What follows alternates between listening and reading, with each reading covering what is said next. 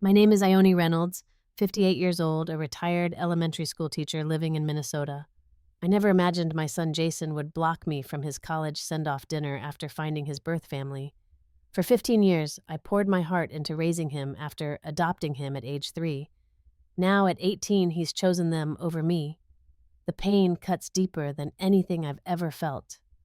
Before I share what happened next, let me know where you're watching from and hit that subscribe button if you've ever felt betrayed by someone you loved unconditionally.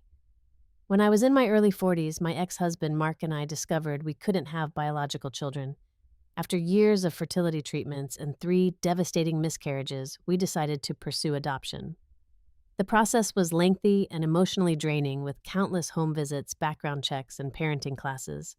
But everything changed the day we met 3-year-old Jason at the adoption agency. I still remember his big brown eyes looking up at me with a mixture of curiosity and uncertainty. He was clutching a worn blue dinosaur toy that he refused to let go of. The social worker explained that Jason had been in foster care since he was an infant after his birth mother surrendered him due to drug addiction issues. Despite his difficult start in life, Jason had this incredible resilience about him. The first few months were challenging. Jason would wake up screaming from nightmares and he struggled with attachment. He'd hide food under his bed, afraid there wouldn't be enough to eat tomorrow. It broke my heart, but we worked through it together. Slowly, he began to trust that we weren't going to disappear. By his 5th birthday, Jason had blossomed into a happy, curious child. He was incredibly smart, always asking questions about how things worked. Why is the sky blue, Mom? How do birds know where to fly? His mind was constantly whirring with thoughts and ideas. I'd spend hours at the library with him checking out stacks of books on dinosaurs, space, and science experiments. Jason was also mischievous in the most endearing ways. He once released all the class hamsters during show and tell because he thought they looked sad in their cages. Another time, he reprogrammed our home computer to play his favorite song every time it started up. I couldn't even be mad because I was so impressed by his ingenuity. Despite his playful nature, Jason was remarkably sensitive. He cried during sad movies and couldn't bear to see animals suffering. Once, he spent his entire allowance buying food for a stray cat in our neighborhood and built it a shelter for the winter. Our favorite tradition was our weekly baking sessions. Every Sunday afternoon, we'd pull out my grandmother's recipe book and make something together. Sometimes it was chocolate chip cookies, other times elaborate cakes for special occasions.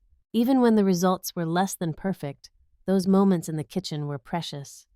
Jason would stand on a step stool, his tongue poking out in concentration as he measured ingredients.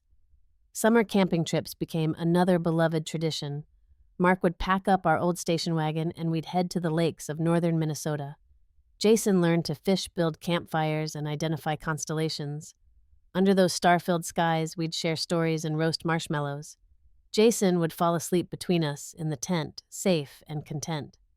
Christmas was always magical with Jason. We'd spend days decorating the house and baking cookies.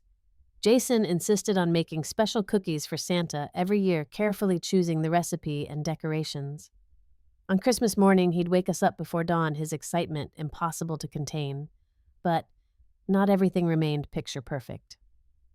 When Jason was 10, Mark and I went through a painful divorce. Mark had grown distant and eventually admitted to having an affair with a colleague. He moved to California to start a new life, promising to stay involved with Jason. Those promises quickly faded. The monthly visits became quarterly, then annual, and eventually stopped altogether. The child support checks became irregular and then stopped too. Jason was devastated by his father's abandonment.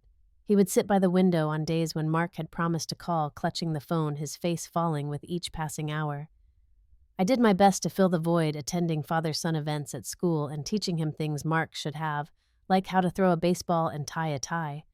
Surprisingly, this shared pain brought Jason and me closer. We became a team supporting each other through the rough patches.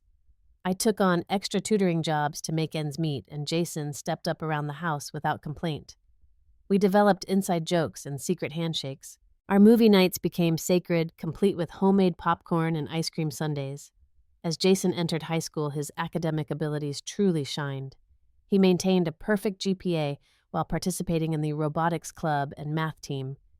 Computer science became his passion, and he would spend hours coding in his room creating games and apps. His teachers frequently called me to praise his exceptional work and innovative thinking. During his junior year, Jason started applying for colleges. I supported him emotionally and helped him polish his application essays. When the acceptance letters started coming in, we celebrated each one. But nothing compared to the day the letter from Boston University arrived with a substantial scholarship offer. Jason jumped up and down in our kitchen, and I cried tears of joy and pride. All his hard work had paid off, and he would have opportunities I could only have dreamed of at his age. The months leading up to college were filled with excited preparation. We created lists of dorm essentials, researched meal plans, and discussed course selections. I started collecting items for his dorm room, picking up storage containers, bedding, and desk supplies whenever I found good deals. Jason researched the best laptop for computer science students, and I saved up to buy it for him as a going-away present. We talked about his future almost daily. Jason had dreams of working for a major tech company or perhaps starting his own someday. I encouraged these ambitions, knowing he had the talent and determination to achieve them.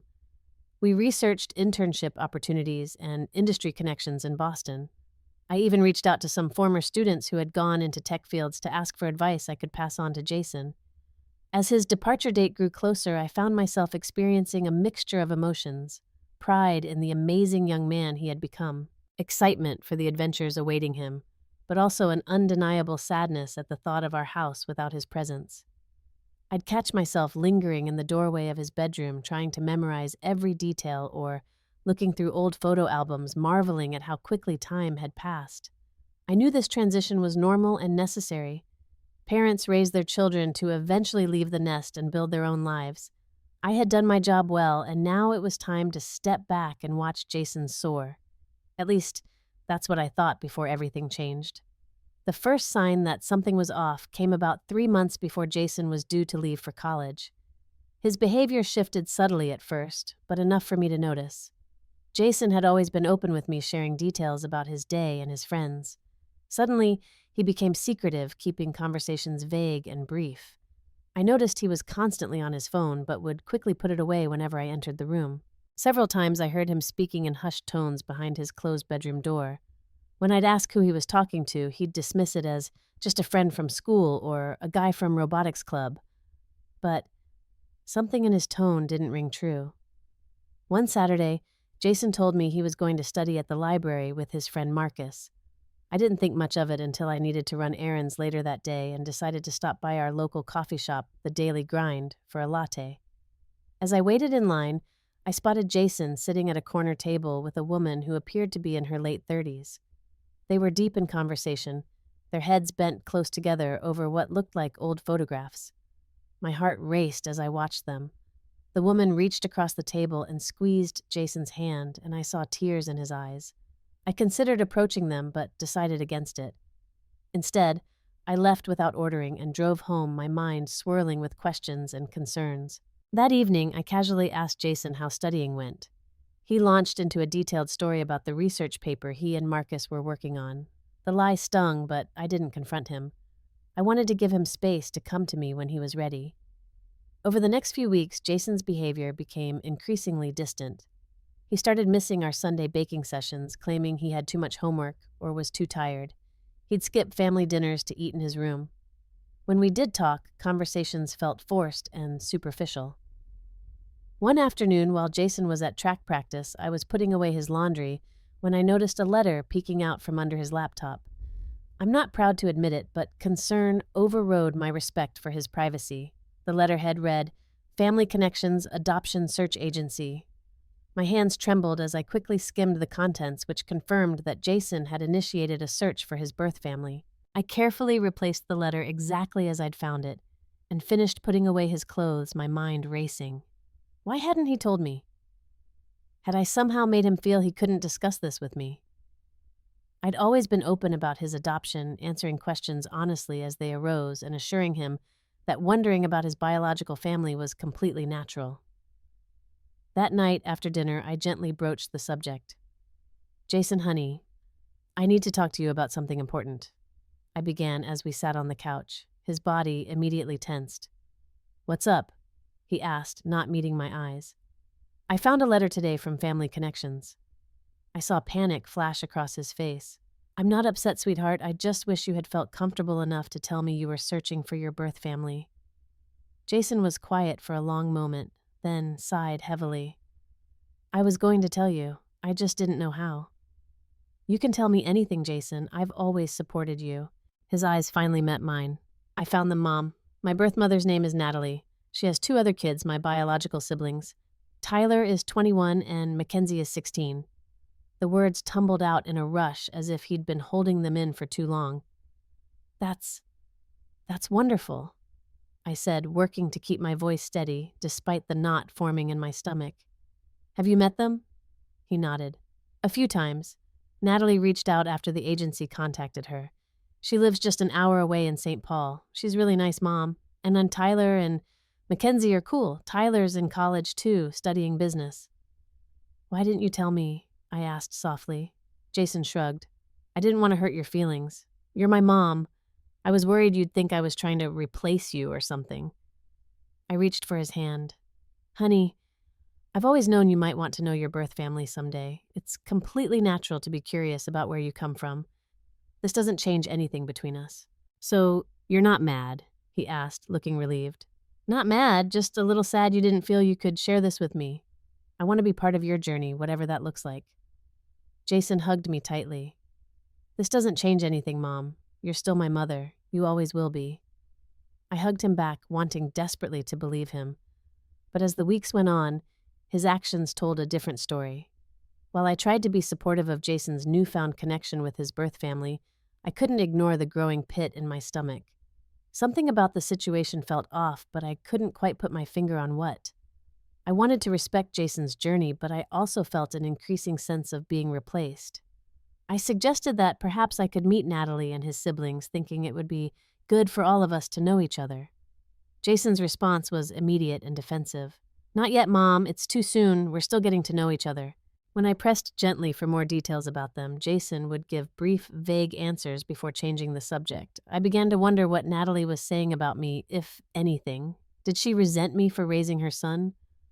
Was she telling him stories about why she had to give him up that conflicted with what I knew from the adoption records?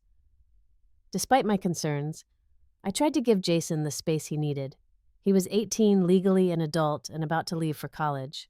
I reminded myself that this was a natural part of his identity formation, especially as an adopted child. But the distance between us continued to grow, and it broke my heart a little more each day. As the weeks passed, Jason spent increasingly more time with his birth family. Our once close relationship became strained and distant. My son, who used to share everything with me now, kept most of his life private. Every attempt I made to connect seemed to push him further away. The first time Jason canceled our plans was for his birthday dinner. We had a tradition of going to his favorite restaurant, an upscale steakhouse downtown. But 3 days before, he informed me he'd be spending his birthday with Natalie and his siblings instead. She wants to make up for all the birthdays she missed, he explained, avoiding my eyes. You understand, right? I swallowed my disappointment and nodded. Of course, we can celebrate another time, but our rescheduled dinner never happened. Jason was always busy, always had somewhere else to be. Each time, he left the house dressed nicer than usual and smelling of the expensive cologne I'd given him last Christmas. I felt a piece of my heart chip away. The following weekend, I suggested we go shopping for dorm supplies as planned. Jason checked his phone and frowned. Actually, I can't today. Natalie and Mackenzie invited me to go to the mall with them. Mackenzie needs back-to-school clothes, and Natalie thought I could help pick stuff out. We've been planning this for weeks, I reminded him gently. I know, but it's important I spend time with them too. We can go tomorrow, okay? Tomorrow turned into next week, which turned into I already ordered everything I need online. I tried several more times to arrange a meeting with Jason's birth family. I'd love to thank Natalie for reconnecting with you, I said one evening over dinner. Maybe we could all have lunch together. Jason's fork clattered against his plate. That's not a good idea. Why not? I asked. It's complicated, he said, his voice tight. Natalie's still processing everything. She needs time. It's been over a month, Jason. I'm not trying to intrude, but I think it would be healthy for all of us to meet. Jason pushed back from the table, his face flushed. Why can't you just let me handle this my way? This is already hard enough. That night, I heard him on the phone in his room. She keeps pushing to meet you, he said, his voice carrying through the door. I don't know what to tell her anymore. A pause. I know, you're right, I'll figure it out. The tension came to a head during a particularly difficult conversation in early August. Jason had just returned from a weekend trip to Wisconsin Dells with Natalie and his siblings, something he'd only informed me about the day before leaving. I need to understand what's happening here, I said as Jason dropped his overnight bag in the hallway. You're pulling away from me, and I don't know why. Nothing's happening, he insisted. I'm just getting to know my real family before I leave for college. What's wrong with that? The word real hit me like a physical blow. Your real family, I repeated, my voice barely above a whisper. Jason had the decency to look embarrassed. That's not what I meant. I meant my biological family. For 15 years, I've been your family, Jason, the only constant family you've had. I've attended every school event, nursed you through every illness, celebrated every achievement. What makes them more real than that? You don't understand, he said, shaking his head. They're my blood. We have the same DNA. I look like them, I laugh like Tyler, I have Natalie's eyes. For the first time in my life, I can see myself in other people. Do you know what that feels like? I didn't, and that was the painful truth. I couldn't understand that specific need, that biological connection. But I understood love, commitment, and sacrifice, which seemed to count for little at the moment.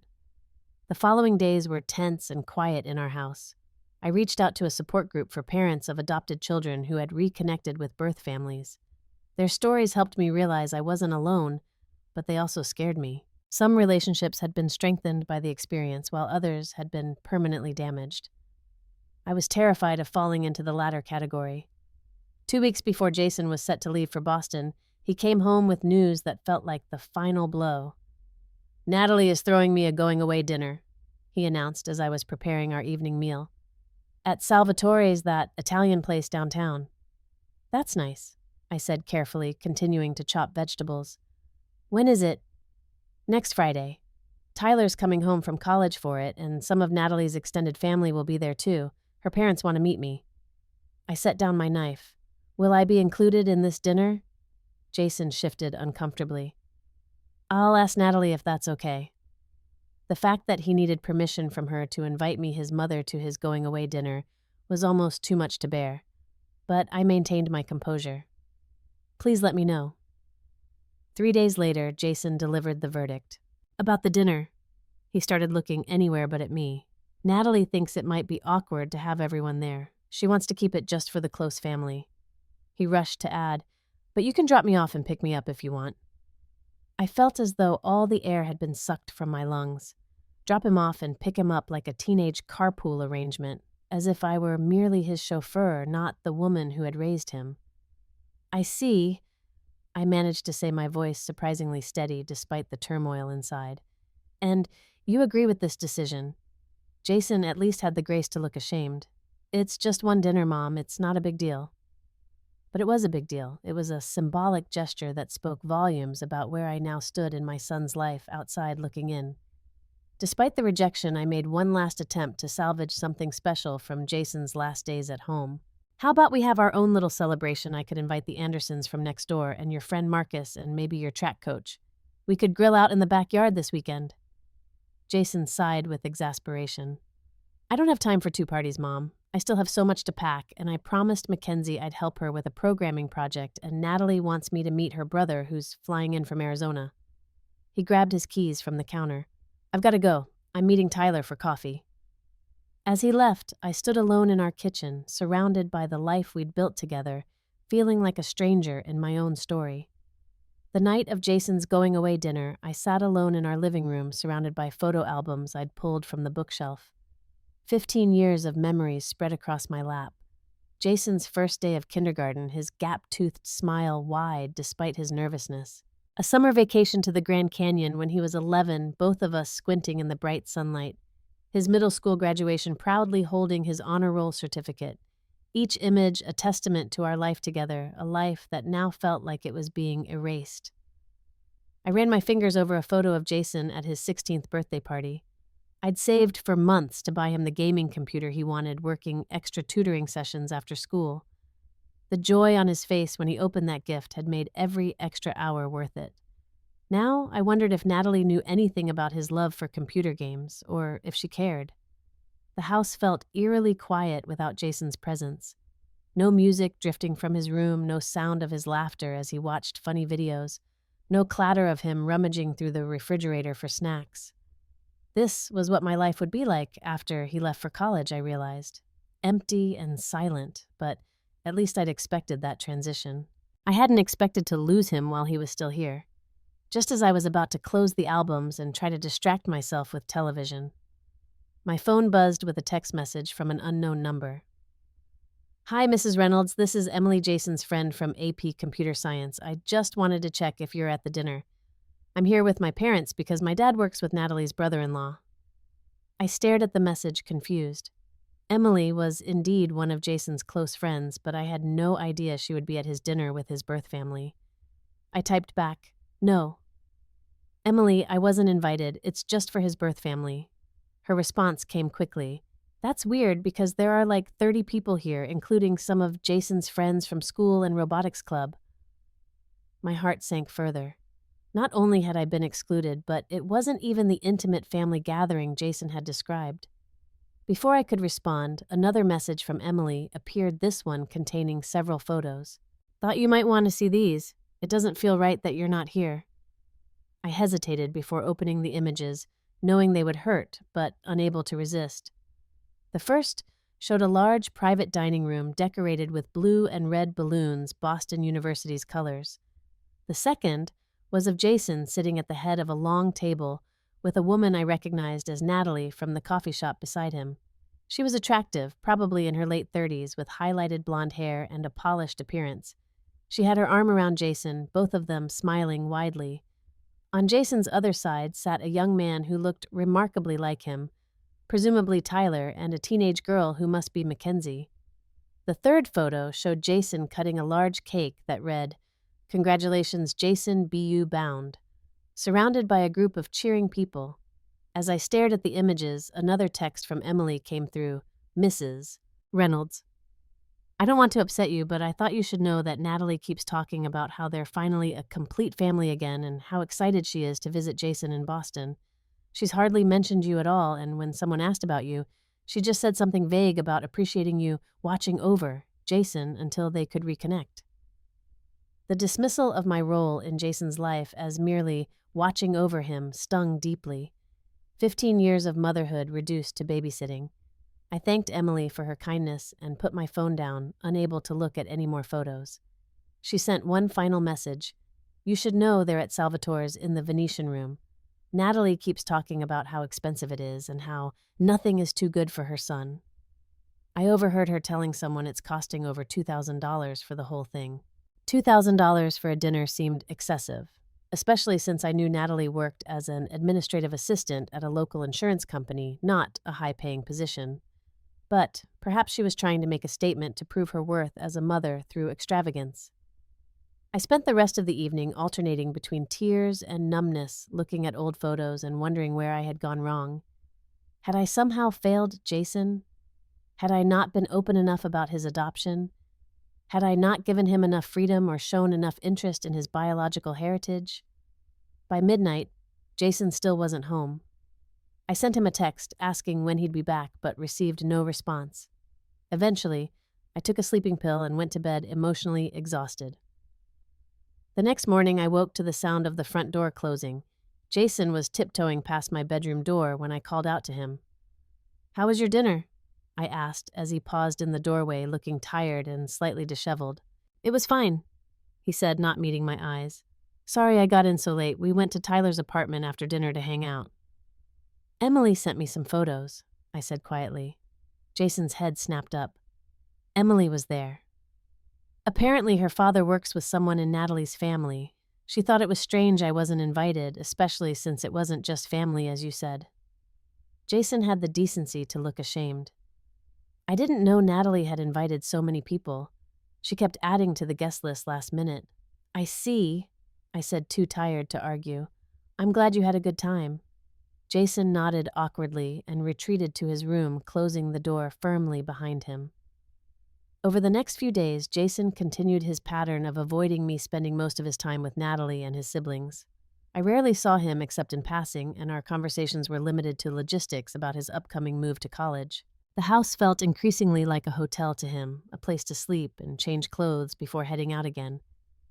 I found myself wondering if this was how it would be from now on, if our relationship had been permanently altered by the presence of his birth family. Rather than continue fighting a losing battle for his attention, I decided to focus on practical matters. First, I needed to ensure Jason's financial situation was secure. While his scholarship covered most of his tuition, there were still expenses like book supplies and spending money to consider. I logged into my bank account and made some significant changes. I removed Jason from my joint checking account and created a separate account with a modest amount for his textbooks and initial expenses. I canceled the supplementary credit card I had given him for emergencies, which was linked to my main account. Then I transferred the college fund I had been building for years into a new account under my name only. These weren't punitive measures. I still intended to support Jason through college as I'd always planned. But given his recent behavior and the influence Natalie seemed to have over him, I wanted to maintain control over the funds I had sacrificed so much to save. If Natalie was encouraging him to see her as his real mother, she could share in the financial responsibilities that came with that role. Next, I called Boston University's financial aid office to confirm that Jason's scholarship was secure and to understand what expenses we would be responsible for. I updated my contact information as the financial guarantor and made arrangements for the first semester's payment from the new account I had created. With the financial aspects handled, I turned my attention to my own future. For 15 years, my life had revolved around Jason. Now, I needed to prepare for the reality of living alone. I started reorganizing the house, clearing out clutter, and creating a space that would comfort me when he was gone.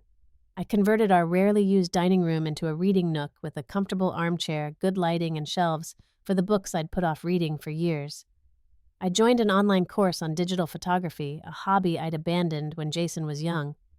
I researched volunteer opportunities at local schools where I could put my teaching experience to use. These activities kept me busy and helped distract from the pain of Jason's rejection. I was determined not to fall apart to show him that I respected his need to explore his biological connections, even if it hurt me. Perhaps in time, he would find his way back to appreciating our relationship.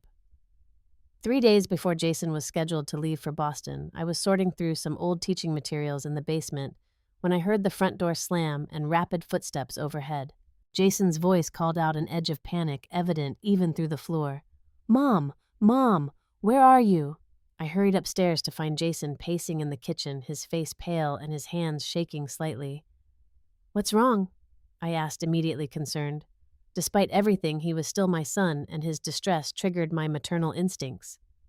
"I need to use your credit card," he said without preamble. "There's been a problem with the dinner bill from Salvatore's." "What kind of problem?" I asked, keeping my voice calm. Jason ran a hand through his hair, a gesture he'd had since childhood when stressed. "So the dinner at Salvatore's, Natalie put it all on her card that night, but she's saying I need to pay my part now.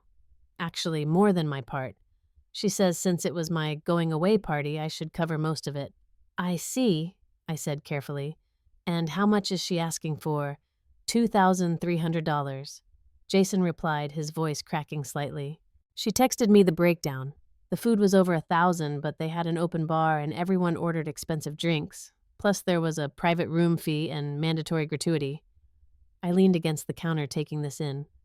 "Jason, when Natalie planned this dinner, was there any discussion about you paying for it?" "No," he exclaimed, then hesitated.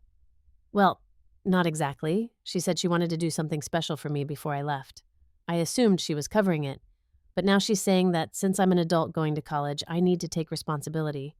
She says she's already given me the gift of life and reconnecting, and that should be enough." The audacity was breathtaking. "And you tried to use the supplementary credit card I gave you?" "Yeah, but it was declined, and when I tried to log into the joint checking account, my access was denied." He looked at me accusingly. "Did you cut me off?" "I made some financial adjustments in preparation for your college expenses," I replied evenly. I needed to ensure your educational funds were secure. But what am I supposed to do about this bill? Natalie keeps texting me saying the charge is pending on her card and she needs the money before it goes through. She's really upset, Mom. I could hear the stress in his voice, and for the first time in weeks, he was actually looking to me for help, rather than pulling away. May I see the texts from Natalie? Jason hesitated, then handed over his phone. I scrolled through the conversation, my heart sinking further with each message. Natalie's texts started politely enough, but quickly became manipulative and guilt-inducing. Remember all I've sacrificed for you, one read. The least you can do is cover this dinner. I gave you life, Jason. Another said, I thought you were mature enough to handle adult responsibilities. I guess I was wrong to be so proud of you. And the most recent, if you can't come up with the money by tomorrow, I'm going to have to tell Tyler and Mackenzie that their brother doesn't care enough to even pay for his own party. Is that really the relationship you want with your siblings?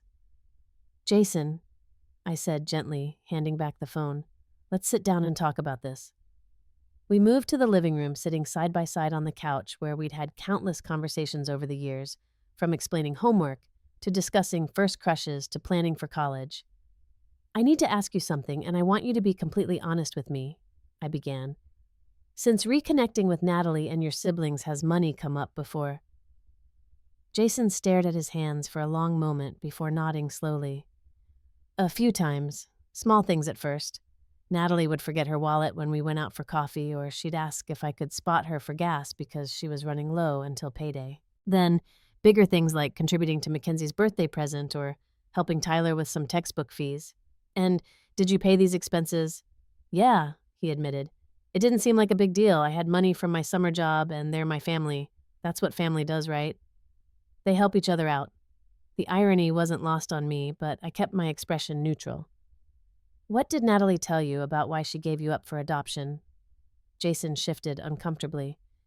She said she was young and in a bad relationship, that she didn't have family support or resources to raise a baby. She said it was the hardest decision of her life, but she wanted me to have opportunities she couldn't provide. I nodded, keeping my thoughts to myself for the moment. The adoption records told a different story, one of severe drug addiction and multiple failed rehabilitation attempts. But that wasn't my truth to reveal if Natalie hadn't been honest with Jason. Honey, I said gently, I want you to think carefully about what's happened since you reconnected with Natalie. You said you felt drawn to her because she's your biological mother, because you share DNA and physical traits. That's completely understandable, but being family is about more than biology. It's about consistent love, support, and respect. I took a deep breath before continuing.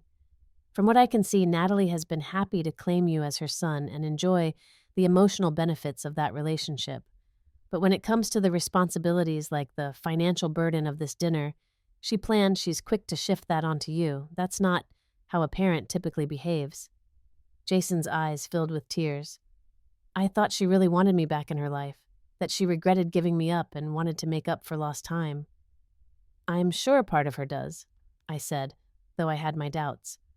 But healthy relationships aren't transactional. They don't come with constant reminders of what one person has done for the other or demands for repayment. I reached for Jason's hand, relieved when he didn't pull away. For 15 years, I've been your mother in every way that counts. I've loved you unconditionally, supported you through every challenge, celebrated every success. I've never once asked you to repay me for that or suggested you owe me something in return. Jason looked up at me, tears now streaming down his face. I've been awful to you, haven't I? No, sweetheart, I said, my own eyes welling up. You've been a young man trying to understand his identity and origins. That's completely natural. What hurts is that you seem to forget our history together in the process. Jason broke down, then, sobbing in a way I hadn't seen since he was much younger. Natalie isn't who I thought she was, Mom. At first, everything was great. She was interested in my life, wanted to hear all about me. But then, things started changing. Between sobs, Jason revealed more about his interactions with Natalie, how she'd begun subtly criticizing my parenting decisions, how she'd suggest that if she'd raised him, he would have had different opportunities, how she'd emphasized their biological connection while minimizing the importance of adoption. Last week, he said, wiping his eyes, she started talking about coming to visit me at college and staying in my dorm. When I said there wouldn't be room, she suggested we could share a hotel instead, and I could just use my emergency credit card to pay for it. She had all these plans for shopping trips and fancy dinners in Boston all on my card. I listened, feeling a mixture of sadness for Jason's disillusionment and anger at Natalie's manipulation. Jason, I need to ask you something else. Did Natalie ever mention anything about her struggles with addiction? Jason looked surprised. No. She said she had a rough past but turned her life around. Why? I sighed. The full story of why you were placed for adoption is more complicated than what Natalie has told you. I'm not saying this to turn you against her, but I think you deserve the complete truth. According to the adoption records, Natalie had a severe drug addiction and lost custody of you after multiple failed drug tests and rehabilitation attempts. Jason's expression crumbled further. So she lied about that too. Perhaps she's embarrassed or ashamed of that part of her past. I suggested trying to be fair. People can change, and maybe she has, but it does suggest there's more to her story than she's sharing with you. We sat in silence for a moment, Jason processing this new information. Finally, he spoke, his voice small. What do I do about the dinner bill, Mom? I can't afford it, but if I don't pay it, she'll probably never speak to me again. And what about Tyler and Mackenzie? I squeezed his hand. I'll help you with the bill, Jason, not because you're entitled to my money, but because I love you and I don't want this situation to cause you more stress right before college. As for your siblings, if they truly care about developing a relationship with you, they'll understand that it shouldn't be contingent on you financing expensive dinners. Jason nodded, looking both relieved and ashamed. I'll pay you back, Mom, I promise. We'll work something out, I agreed. Maybe a work-study program at school, but Jason, going forward, you need to set clear boundaries with Natalie about money and expectations. And you need to think carefully about what kind of relationship is healthy for you. For the first time in weeks, Jason initiated a hug, wrapping his arms around me tightly. I'm so sorry, Mom. I got so caught up in the idea of having this other family that I forgot about the amazing mother I already had. Can you forgive me? I held him close, my heart healing just a little. There's nothing to forgive, sweetheart. You were searching for a piece of yourself. I just wish you hadn't felt you needed to push me away to do it. As we pulled apart, Jason wiped his eyes and pulled out his phone. With a determined expression, he blocked Natalie's number. I need some time to think about all this. If she really cares about me as her son and not just as an ATM, she'll respect that. In that moment, I saw the strong, thoughtful young man I'd raised emerging from the confusion of recent events. And despite everything, I felt a surge of maternal pride. Jason and I spent the next few days rebuilding our relationship as he prepared for his move to college. The wall that had formed between us gradually crumbled as we returned to our old rhythms, talking openly about the situation with Natalie and his feelings about his adoption. I think I got caught up in this fantasy, Jason admitted as we packed boxes for his dorm room. I had this idea that finding my birth family would somehow make me complete, like I'd suddenly understand everything about myself, but it wasn't like that at all. I folded a sweatshirt and placed it carefully in a box. What was it like? At first, it was exciting. There were these surface similarities, you know. Tyler laughs like me, Mackenzie is good at math like I am, but then I realized that's pretty much where the connection ended. We don't share the same values or interests. They don't really know me at all. And Natalie, I asked gently. Jason's expression darkened. She was playing a role, I think, the devoted mother reclaiming her long-lost son. But it wasn't real. She wanted the idea of me more than the actual person I am. After our heart-to-heart, Jason had shared more details about his interactions with Natalie that raised serious red flags. She had repeatedly asked about his scholarship money, suggesting he could share his good fortune with his real family. She had pressured him to change his emergency contact information at college from me to her. She had even hinted that perhaps he should consider legally changing his last name to hers.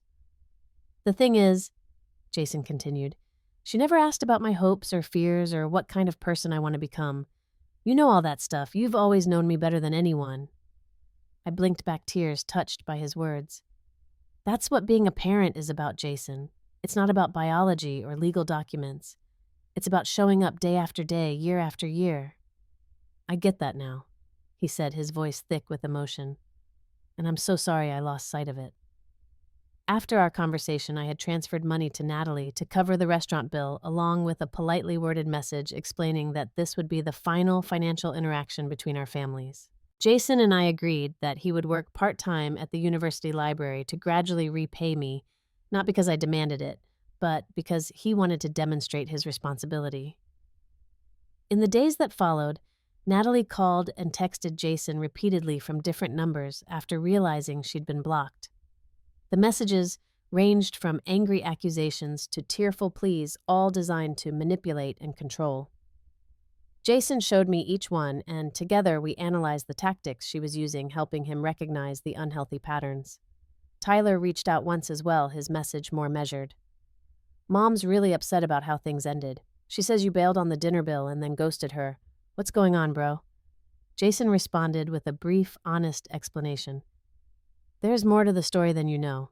I did pay the bill in full. I needed some space to think about what kind of relationship is healthy for me right now.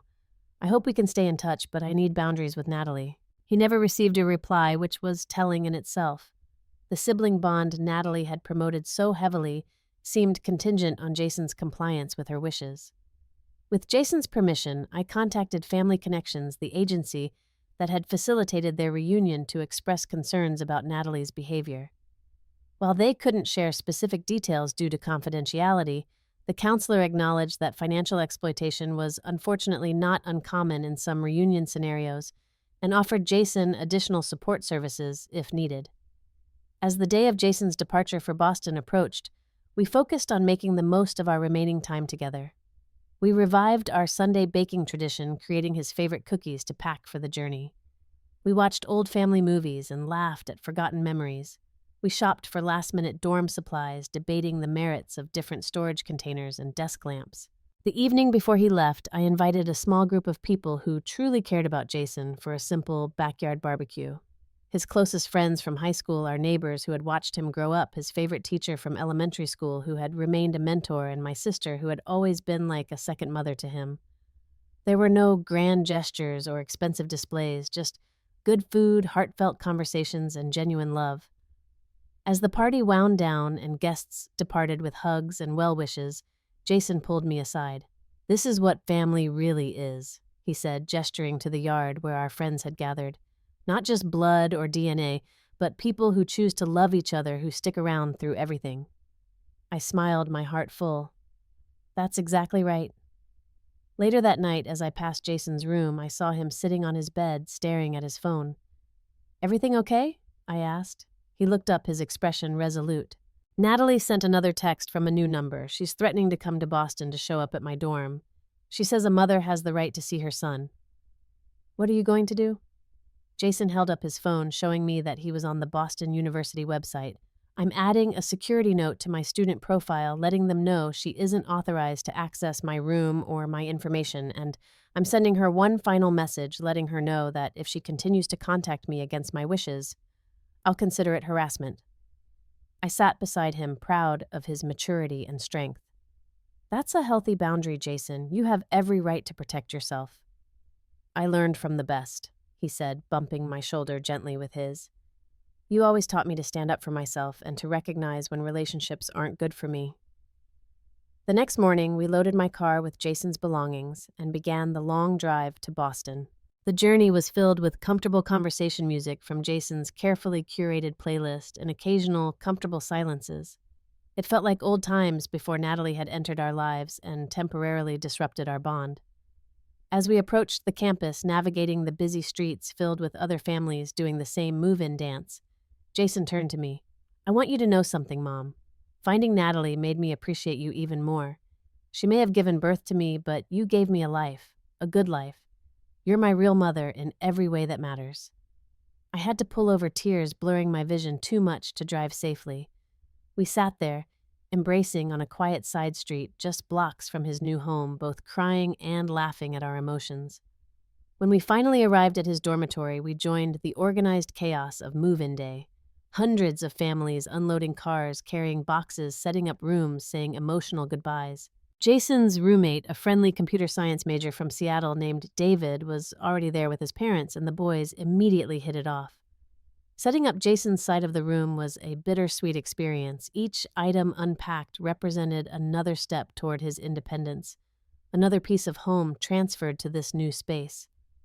I made his bed with the blue comforter we'd chosen together, arranged his books on the shelf, and helped him position his desk for optimal studying. All too soon, there was nothing left to unpack or organize. The moment I had both dreaded and prepared for had arrived. It was time to say goodbye.